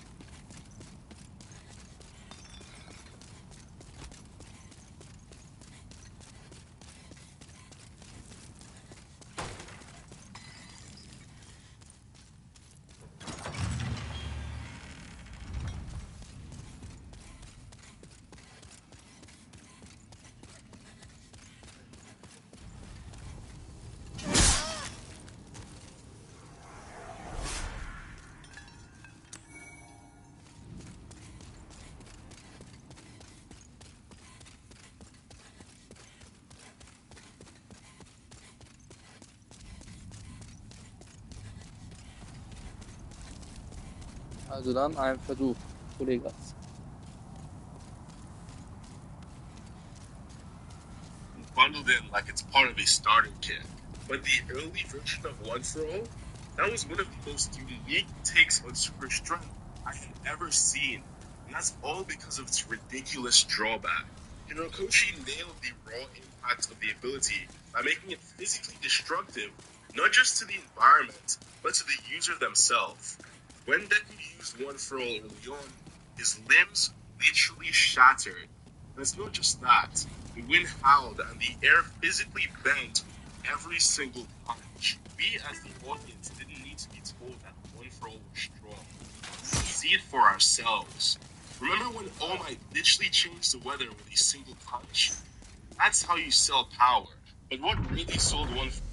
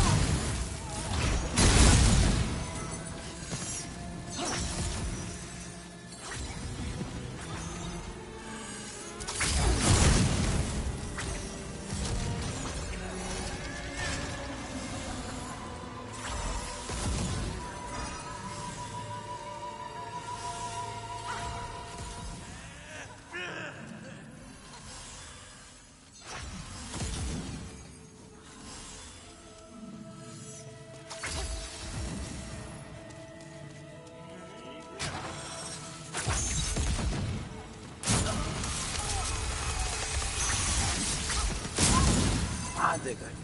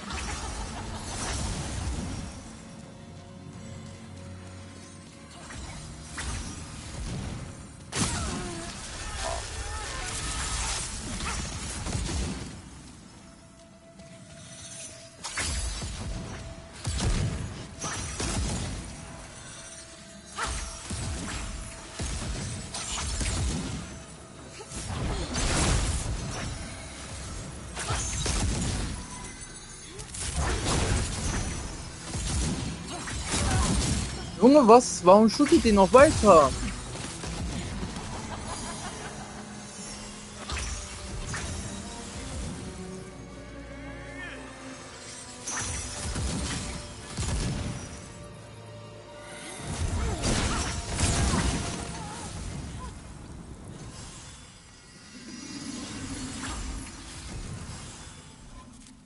Habe ich keine Buff-Items? Ich weiß ja wohl.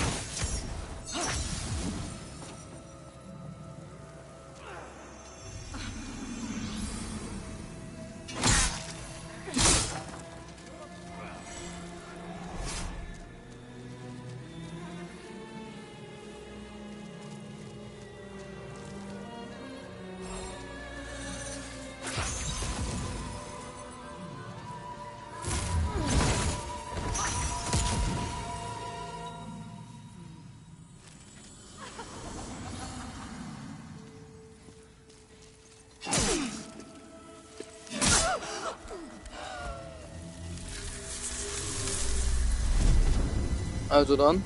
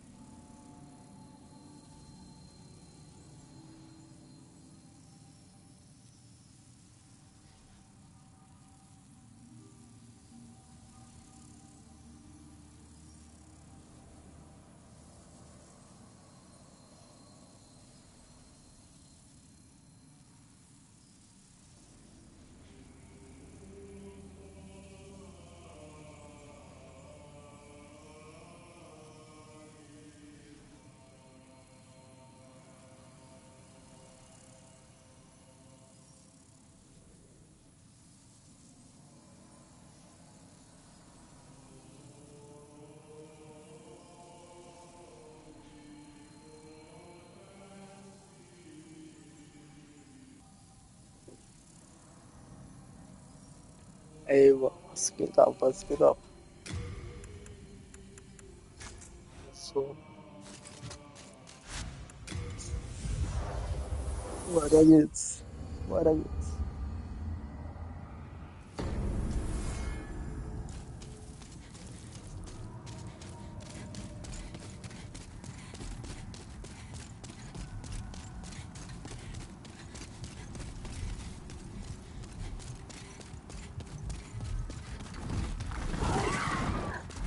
Wer von euch will Beef? Wer von euch will Beef? Sachte, komm her. Sachte. Hier, du willst Beef, komm her. Look at this dude. Da. Und da. Immer noch tot. Was ein Opfer.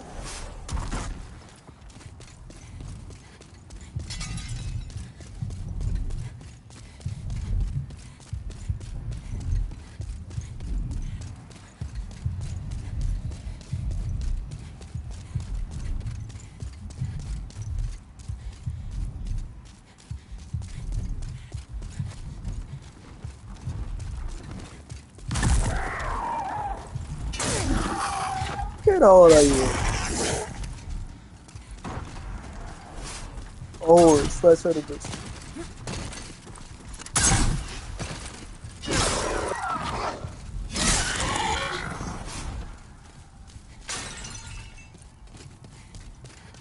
Schatz, Peach mit seinem Amboss.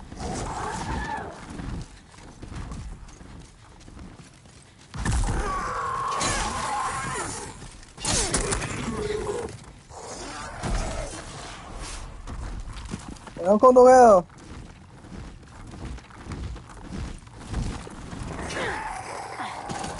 Jetzt auf einmal hast du Angst. Na, komm her. Pussio. Genau, oder hier, Pussio. Ja, das Beef machen und dann abhauen, Alter. Ich mach doch keine halben Sachen, ey.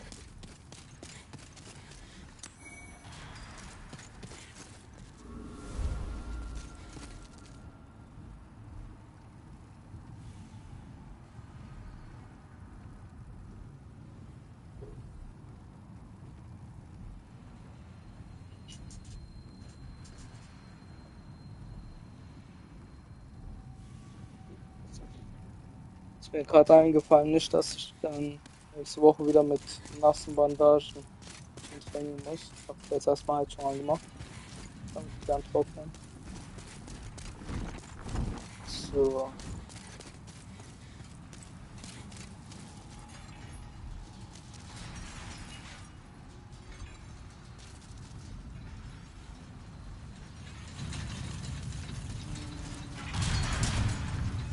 Ich habe auch voll Bock, mir Automata zu zocken.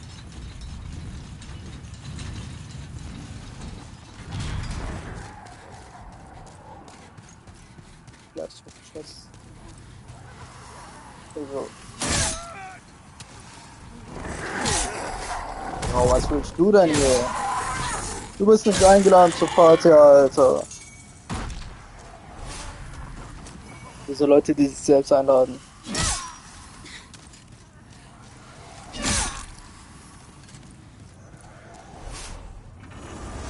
Das kriegen wir voll die gern so gut kotzen.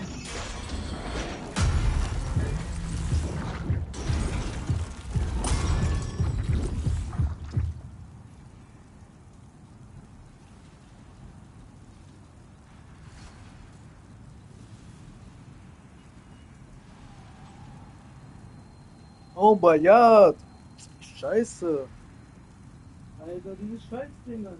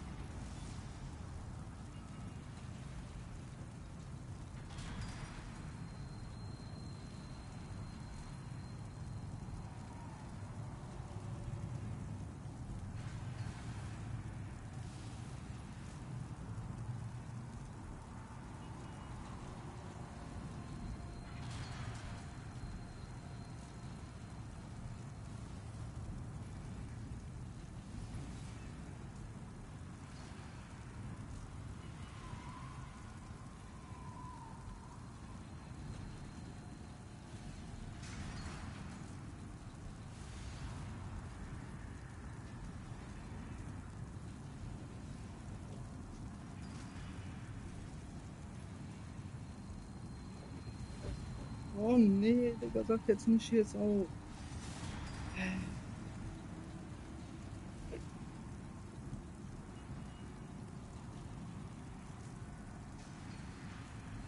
Alter, das kann doch nicht dein Ernst sein.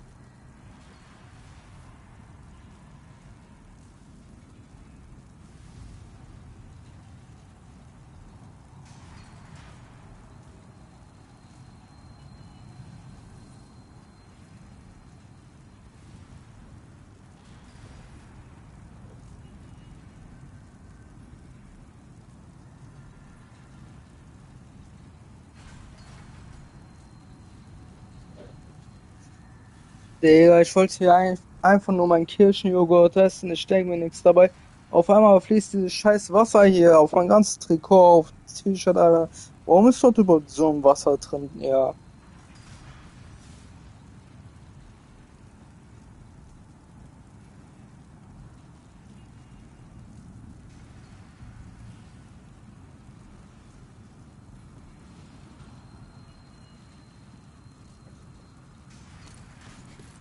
Der schmeckt nicht mal so geil.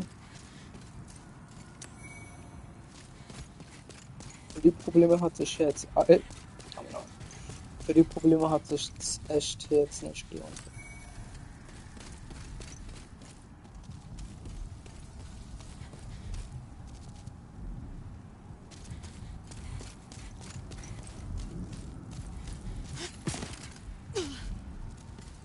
Sehr gut, hätte ich diesen Sprung jetzt nicht geschafft, ne? Ich hätte radikal beendet. Are you here? If so, I am on your side.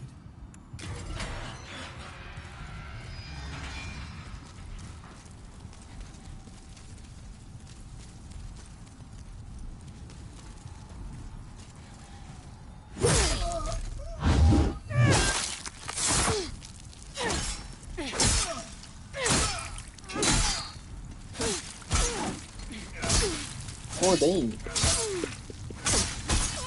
Alter, was? Ey, das glaube ich jetzt nicht. Dass der mich jetzt komplett rasiert hat, Alter.